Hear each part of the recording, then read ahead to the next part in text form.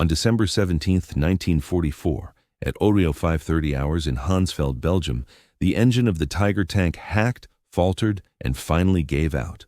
SS Oberste Banura Joachim Peiper pounded his fist on the turret lid, sending a sharp metallic ring reverberating into the dim hours before sunrise. His driver, Anschar Vuber, tried firing up the 700-horsepower Maybach motor once more. No luck. The fuel indicator showed 0. Herr Oberonura Vuber shouted from below in his section, his tone laced with restrained alarm. The backup reserve was empty too. Peiper descended from his lead vehicle, his boots grinding against the iced-over ground of Belgium.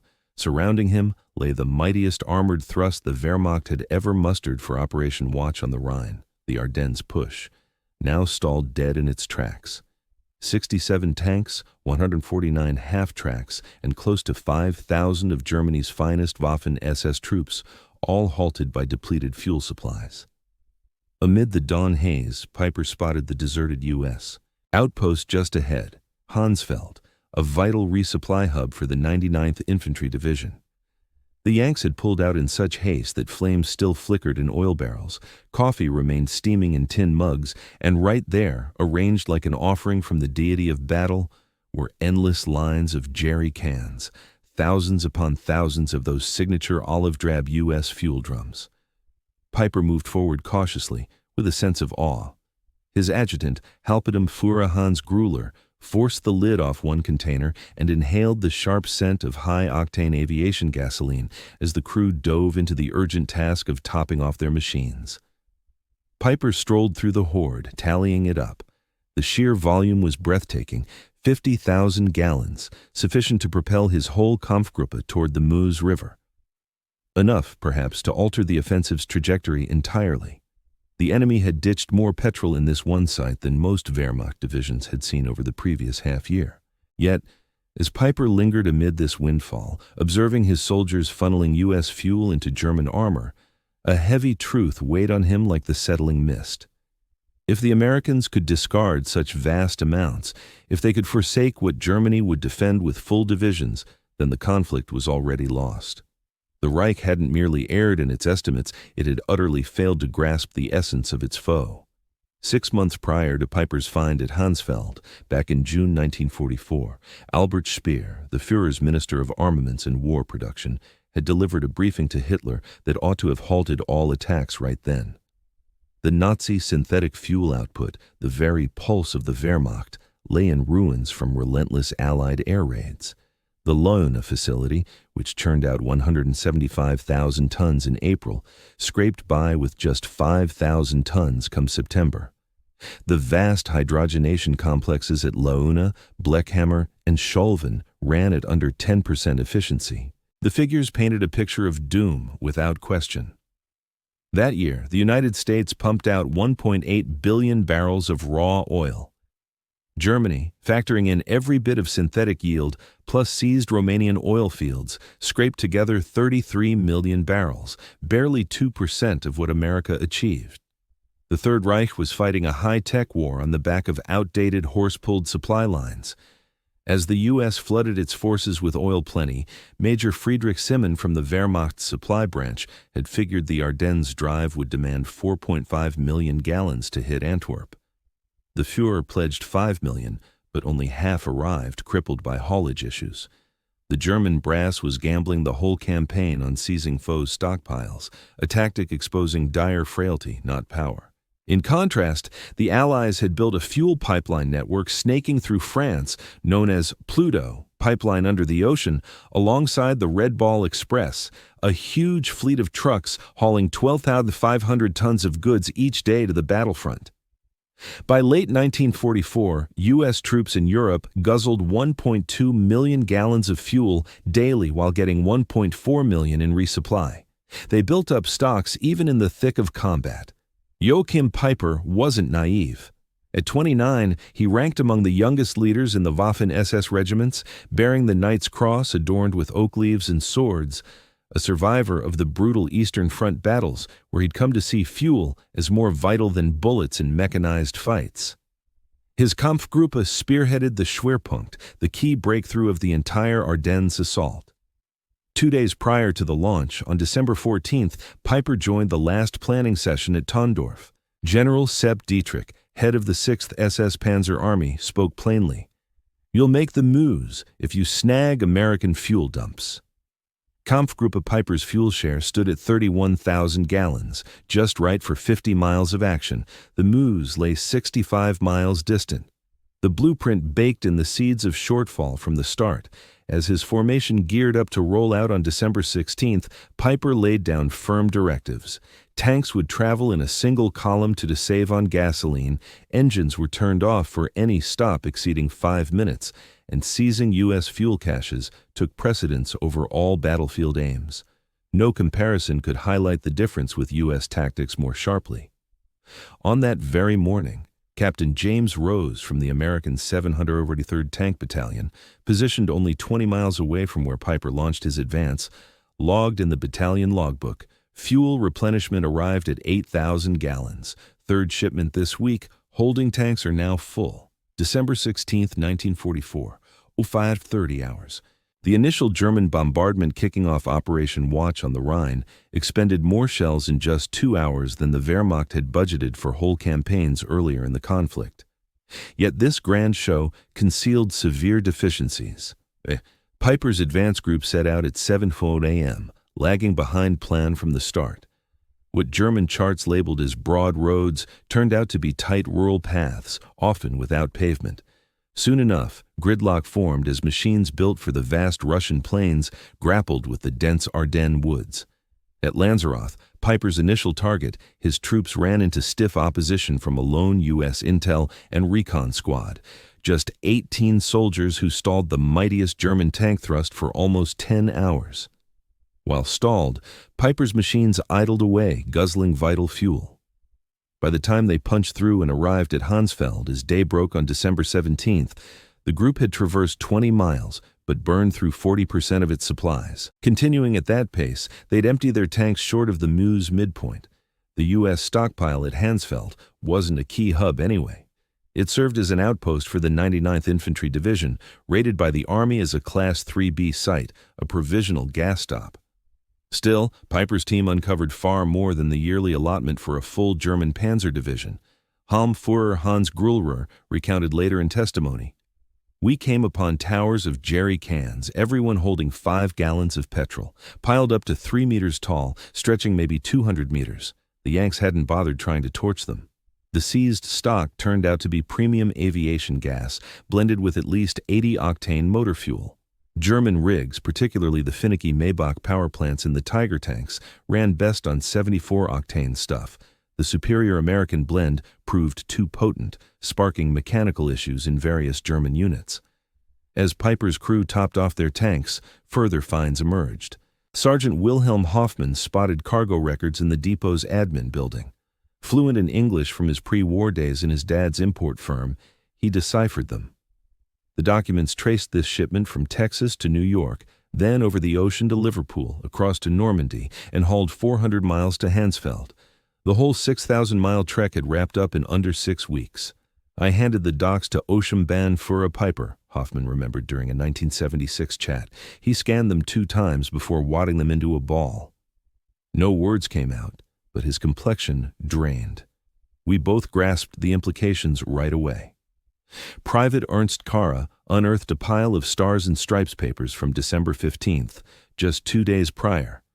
The front page hailed a fresh fuel line from Cherbourg to Verdun, pumping 300,000 gallons daily. One conduit alone outpacing the total fuel Camp Gipper Piper needed for the full push. Grasping the jolt of Piper's haul requires context on Germany's petrol woes by late 1944. Allied air raids since May had slashed synthetic fuel output by 90%. The Luftwaffe kept planes earthbound without avgas. Flight training dropped from 250 hours to 60. The Kriegsmarine's big ships stayed docked. U-boats got snorkels to stretch diesel by relying on electrics more. Back home, no civilian cars had rolled since 1942. Gas was so scarce, the Gestapo probed black market grabs of single liters. Farmers switched back to horse teams for plowing. In stark opposition, America churned out 67% of global oil. The East Texas fields outproduced the entire Nazi-held chunk of Europe. U.S. plants ran so hot that Standard Oil tinkered with novel oil derivatives just to use up surplus crude. Armed with the 50,000 gallons from Hansfeld, Piper's force charged ahead. They hit St. Vith by midday on December 17th, grabbing extra goods, food, shells, and crucially, charts marking nearby U.S. gas sites. But those charts exposed a grim reality. Yankee fuel reserves dotted the landscape. Major junctions all hosted dumps. The First Army by itself held 3.5 million gallons in backup. Piper drove toward Linneville, site of his troops' Malmedy atrocity, where they executed 84 captured GIs. That brutal act tied straight to their fuel frenzy, too. Piper would insist afterward that he couldn't. SCP trucks hauling prisoners relied on gasoline for their journeys. By nightfall on December 17th, the vanguard under Piper had advanced to Stavello, home to a key U.S. fuel storage facility holding more than 2 million gallons. This stockpile could have ensured the push to the Meuse. Yet, as the initial German convoys neared, U.S. personnel were already taking action. From the 291st Engineer Combat Battalion, Captain John Brewster had gotten advance notice of the approaching foes. His directive was straightforward: prevent any fuel from falling into enemy hands, no matter the expense. The Stavello depot stored 289,000 gallons of gasoline in jerry cans spread over 15 acres. At 16:30 on December 17th, with Piper's forward elements closing in, Captain Brewster issued the command. His team doused paths of fuel amid the stacks. They handed out white phosphorus grenades. Technical Sergeant Paul Solis ignited the initial one. The blast erupted right away and with immense force, he later remembered. A blaze wall soared perhaps 100 feet high. In moments, the whole site turned into a raging firestorm. When Piper's frontline tanks pulled up, they faced a massive column of dark smoke climbing 1,000 feet upward. The blaze raged on for 3 days, devouring sufficient fuel to propel Piper's full division to Antwerp and return. Unteroffizier Weber captured the moment. The Oberscharführer perched atop his tank's turret, observing the blaze. He stayed silent for maybe 5 minutes. Finally, he descended and remarked to me that they could torch 2 million gallons just to keep it from us. Why are we even out here? Throughout the Ardennes, U.S. demolition teams were torching fuel caches to avoid enemy seizure. At Tuapan, flames claimed 1.1 million gallons. At Spar, crews wrecked 2.5 million gallons. Overall, in that opening week, Americans intentionally obliterated over 8 million gallons, exceeding what Germany had budgeted for the whole campaign. Such effortless waste of vast fuel quantities stemmed from a logistics network Germans could scarcely fathom. The Red Ball Express had shuttled 412,000 tons of goods via 6,000 trucks running non-stop. Every vehicle guzzled 40 gallons each day. The effort itself used up more fuel than German Army Group B got in a month. Come December 1944, the Motor Transport Service ran 230 truck units along routes marked by colors. It funneled 20 tons of materials daily, among them 3,000 tons of petroleum. In Colonel James Snyder's log as First Army's top logistics head on December 18th, fuel incoming yesterday stood at 147,000 gallons. Fuel distributed, 1,623 gallons. Surplus added to stocks, 224,000 gallons. Even grander was the pipeline setup. Operation Pluto stretched lines over the English Channel, delivering 1 million gallons each day straight from Britain. Inland pipes branched out further. The Cherbourg-Paris conduit pushed 800,000 gallons per day. The Seine line shifted 650,000 gallons. By December 1944, Allied troops in Northwest Europe were using 7.5 million gallons daily, yet pulling in 8.2 million. They amassed stockpiles right amid attacks. As Piper drove further into Belgium on December 18th, the dire straits for the Germans grew obvious. Near Schau, they seized yet another cache. But 5,000 gallons vanished in just 3 hours of fighting. Tiger tanks devoured 2.5 gallons per mile under fire.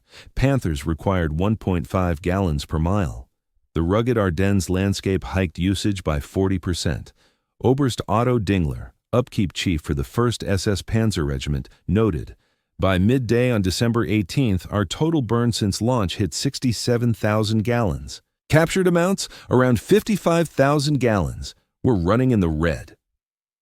Through ultra-intercepts of German signals, Americans tracked Piper's petroleum woes. General Courtney Hodges directed every outfit, foe desperately low on gas, torch every threatened fuel reserve.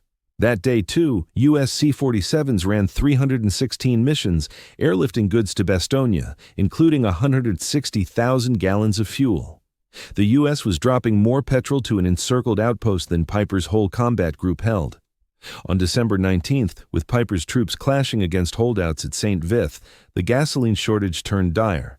Vehicles sat idle from dry tanks, not enemy hits. Piper pooled what little he had left, maybe 8,000 gallons, barely sufficient for a single clash or pullback, but hardly both. At the same time, Allied strategists geared up for January pushes. Brigadier General Moses Gilland sought 245 million gallons for the next month. Officials greenlit it instantly, no debate. The gap went further than sheer volume. U.S. machines emphasized reliability. Sherman tanks sipped 0.8 gallons per mile, unlike Tigers at 2.5. American haulers managed 8 miles per gallon when burdened. Components swapped easily, repairs streamlined. Germans juggled a chaotic mix of seized and homegrown rigs, each with unique demands. French armor called for distinct lubricants from German Panthers. Russian lorries needed separate spares than German Opels. Every snag amplified supply headaches. On December 20th, Piper got a radio transmission. The fuel shipment had been wiped out by Allied planes. No reinforcements were coming. He was to make do with what he had. Piper summoned his officers. Sturmbannführer Vera Pertka spoke directly. "We possess enough fuel for maybe 20 kilometers. The destination lies 30 kilometers distant." As per H.T. Murat-Grüller's account, the Obersturmbannführer declared, "Gentlemen, we've come to see that we're battling a foe who expends more fuel to keep it from us than we've obtained for the whole campaign. What we seized at Hansfeld, which appeared extraordinary, meant little to them. Victory is out of reach." This awareness was gaining ground. General Hasso von Manteuffel, leader of the 5th Panzer Army, later noted, "Upon hearing that the Americans had torched 8 million gallons to prevent our seizure of it, I realized the assault was doomed from the start." Colonel Friedrich von Donder, taken prisoner on December 23rd, confessed to his questioners, "Your troops discard chocolate. Mine haven't tasted it in 2 years. You incinerate millions of gallons. We ration by the liter. How do we compete against such plenty?" By December 21st, Piper found himself encircled at Leyes. His armored units stalled. The encircling American units, the 31st Infantry Division, 82nd Airborne, and 3rd Armored, had been allotted a total of 340,000 gallons just for that single day. Piper's forces might have scraped together 1,000 gallons at most. Private First Class. Richard McKinney sent a letter home. "We've pinned down the Germans who depleted their gas supplies. Our captain quips that we guzzle more fuel brewing coffee than they have left for their vehicles. The U.S. counteraction showcased the height of industrial combat. Patton's Third Army's northward shift demanded 350,000 gallons merely for repositioning, a feat deemed inconceivable by German measures, yet pulled off in 3 days. Clear skies arrived on December 23rd. Allied flyers launched 2,000 missions, each guzzling fuel volumes that would have sidelined the Luftwaffe for weeks. P-47s gulped 300 gallons per hour, B-26 used up 200 gallons hourly. The fuel burned in one day's aerial efforts surpassed Germany's full quota for the push. During the evening of December 23rd into the 24th, Piper left his machinery behind and fled by foot. From the 119 tanks and assault guns that kicked off the drive, only 39 were still functional, though stuck in place. These got demolished using the leftover shells. Obersturmführer Heinz Goals depicted the chaos. "We siphoned the final drops from every machine, totaling perhaps 200 gallons. The Obstandführer personally wrecked his own command vehicle. Equipment worth millions of Reichsmarks lay ruined due to barren tanks." From the 5,000 troops who set out with Kampfgruppe Piper, roughly 770 made it back. They had pushed forward 60 miles, taken a number of depots, and uncovered the reality of Allied supply chains. Word of Piper's findings raced through the German leadership. On December 26th, Field Marshal Walter Model got briefed on the seized U.S. provisions. His aide jotted down Model's response. The Field Marshal scanned the figures 2 times. 50,000 gallons at Hansfeld, 2 million set ablaze at Stavello, 8 million obliterated to avoid capture. He remarked, "We're waging a different conflict altogether." On December 28th, Hitler rejected the facts outright. Speer observed, "Hitler dismissed the figures as enemy hype. When presented with images of the flaming Stavello, he dismissed them as movie tricks, but the junior officers grasped the truth." Greer Wilhelm Hoffman penned to his spouse, "The Americans waste more fuel in a day than we get in a month. They roll tanks as we trudge on foot. This fight is over." The shortage of fuel highlighted a broader reality. By 1944, America accounted for half of global output. Planes rolled out every 5 minutes, ships every day, tanks every 7 minutes. Oil stats were staggering. The United States hit 1.8 billion barrels. The Soviet Union reached 110 million barrels. Germany, even with synthetics, managed 33 million barrels. Japan scraped by on 2.6 million barrels. The Axis powers together generated under 2% of U.S. oil. Each big German thrust since 1942 had been hobbled by petrol limits. Every U.S. advance thrived on riches beyond German imagination. Lieutenant Colonel Chester Hansen documented a telling moment on December 27th. A supply expert mentioned that bad weather had cut fuel shipments to a mere 500,000 gallons a day. Alarm arose until a voice pointed out this still topped Germany's whole campaign budget. Captured Germans from the Ardennes were more stunned by American extravagance than by their guns. Witnessing GIs toss half-consumed meals or burn gas for warmth crushed spirits harder than barrages. Austgar Reichelm shared with his captors, "We'd heard your output figures in theory, but watching troops squander more than we ever had brought it home. Any German who glimpsed your effortless excess knew the end had come." This insight circulated via mail, evading censors. Feldwebel Ernst Müller wrote, "Americans launder with gasoline. They give chocolate to their dogs. They blast shells for holiday fun. We can't battle endless bounty." The mental toll eroded German myths of racial dominance. How could so-called corrupt Americans hold such riches, while did the so-called master race ever scramble just to get by? At the Nuremberg trials, top German officials repeatedly pointed to supply issues, especially gasoline shortages, as the turning point. Field Marshal Keitel stated under oath, "We held the edge in combat readiness from 1940 through 1941, but by 1944, our troops were immobilized by a lack of fuel, whereas the Americans shifted entire divisions as if playing a board game." Piper's account of the Malmedy incident provided stark insights. From December 17th onward, every choice was shaped by dwindling reserves. We found ourselves unable to advance, chase down foes, or even pull back properly. Meanwhile, the U.S. forces roamed without restraint as we rationed every drop. General Heinz Guderian later noted, "Capturing those 50,000 gallons felt like a godsend to Piper, yet it barely registered for the Americans. The conflict was essentially finished." This narrative hits hard because it marks the endpoint of mechanized combat. Victories hinged on output figures, not battlefield valor. The idealized vision of battle perished in the Ardennes beside depleted reservoirs. Historian Richard Overy determined that in 1944, Allied to Axis manufacturing ratios surpassed 5.1 across key sectors. For oil, it neared 50.1. Such overwhelming edges rendered elite skills or strategies irrelevant. The United States churned out 307 planes over the course of the war. Germany managed 119-977. The Americans constructed 84 and 10 armored vehicles. Germany built 46 157. Yet the starkest contrast lay in refining. America processed 1.8 billion barrels of crude in 1944 by itself, compared to Germany's meager 33 million. On December 24, 1944, as Piper's unit crept past U.S.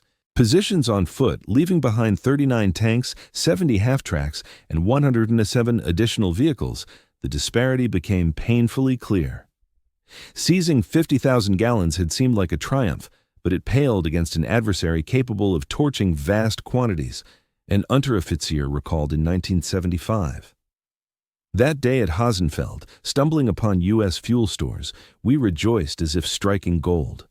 Come nightfall, hearing about the blaze at Stavelot, it dawned on us that defeat was sealed. The Americans possessed such plenty they could afford to incinerate what we would kill for. Those 50,000 gallons amounted to under what one U.S. armored outfit used up in 2 days. A mere fraction of what the Red Ball Express guzzled in 3 hours, a blip in overall Allied usage. Major General J. Lawton Collins observed afterward, "The Germans' frantic grabs for petroleum exposed their grave error. They figured we prized it as dearly as they did, like a precious commodity.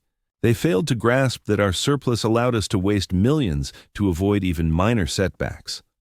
Operation Watch on the Rhine crumbled under the unyielding arithmetic of factory-driven conflict. The push devoured roughly 2.8 million gallons, accounting for 40% of their total fuel pool, offset only by scavenged stocks.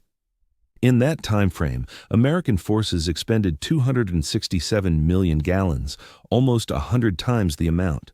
The Wehrmacht suffered 100,000 casualties, lost 800 tanks and 1,000 planes, but the real blow was the shattering of myths.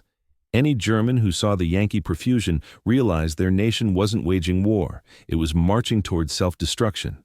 Joachim Peiper lived on, held in custody until 1956 on charges of atrocities.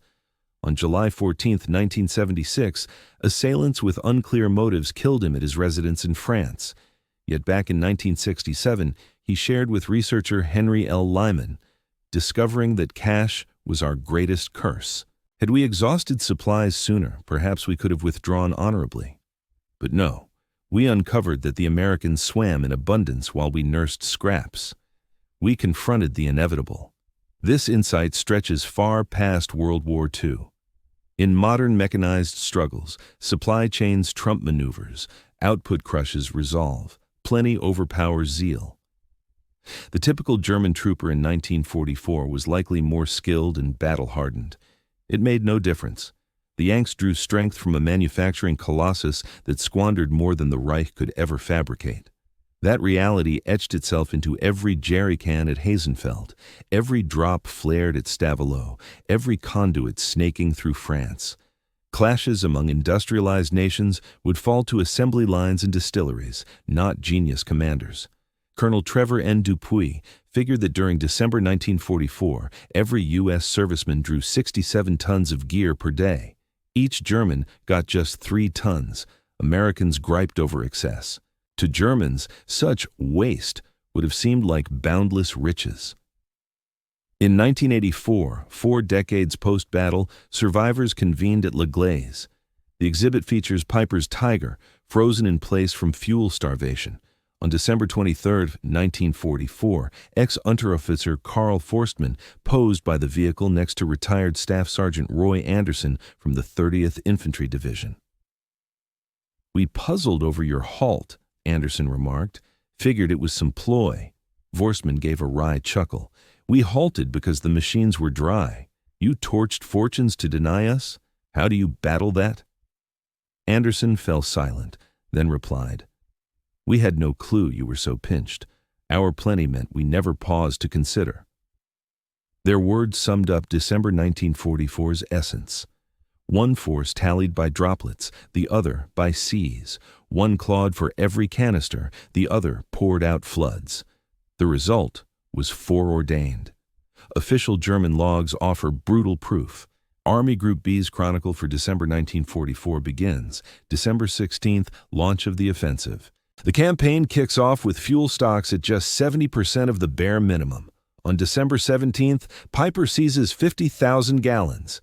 The next day, December 18th, various supply points get wiped out, resulting in over 5 million gallons gone.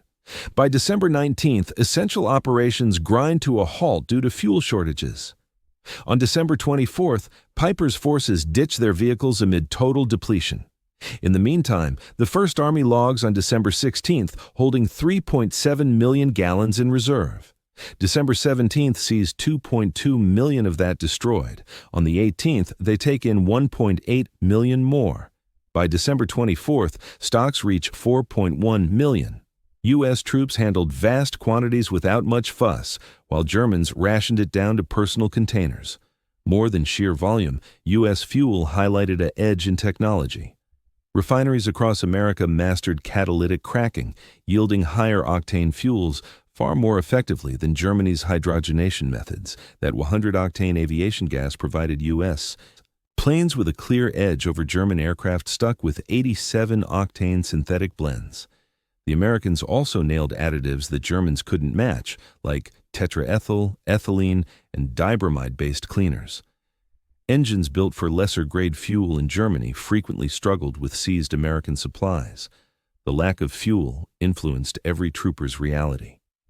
Private Hans Mueller noted on December 20th that his unit trekked 30 kilometers through the cold.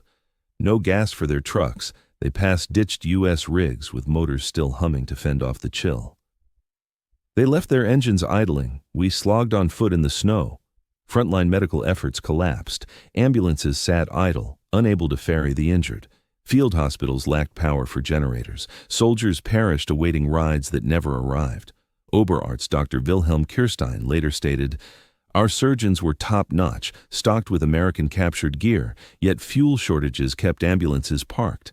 Lives lost that a simple 10-kilometer haul might have preserved." These findings crushed Nazi tales of U.S. frailty. Troops had heard Americans were pampered and inept. Reality hit. The enemy could obliterate more resources than Germany even owned. In Gebhardt's journal from December 28th, accounts point to deep morale dips. Men scribble about U.S. dominance, eroding our storyline. Word traveled quicker than any blackout orders. The fable of German invincibility crumbled against the wall of American supply chains. Collapse in the Ardennes left Germany with nothing but frantic holds on ground. General Jodl told the Nuremberg court, "Post-Ardennes, defeat was certain. We'd gambled our final hand and found the foe clutching every trump." Knowing the Reich's dire straits, the Allies zeroed in on crippling fuel output. Come February 1945, production halted entirely. The Luftwaffe stayed clipped, pilot training dried up. The Wehrmacht turned into sitting ducks, picked off bit by swift foes. By spring 1945, bizarre sights unfolded. German outfits gave up not from combat but from being stuck in place. Whole panzer groups watched powerless as Allied columns rolled by. Major General Fritz Bayerlein recalled, 42 tanks ready to go, veteran operators, full ammo loads, but only 300 liters of fuel, barely enough for the village ahead. We blew our machines and hiked into surrender.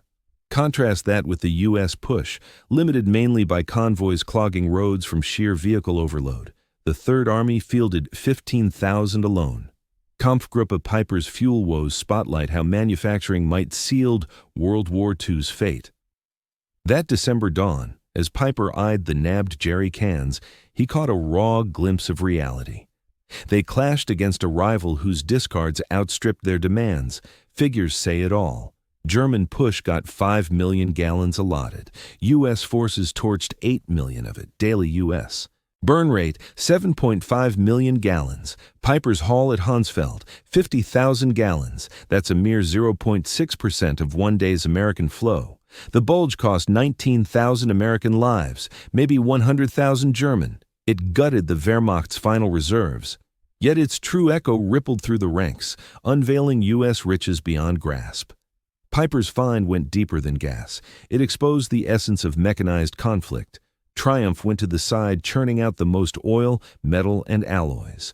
Germany was doomed from the start. The ultimate twist. At Losheimer Graben, Allied teams inventoried forsaken German gear and spotted 39 pristine tanks left behind purely from empty tanks. Major Robert Howland's recovery log read, "Refueling needs 8,000 gallons. Priority, low. Draw from nearby depot. Duration, 4 hours."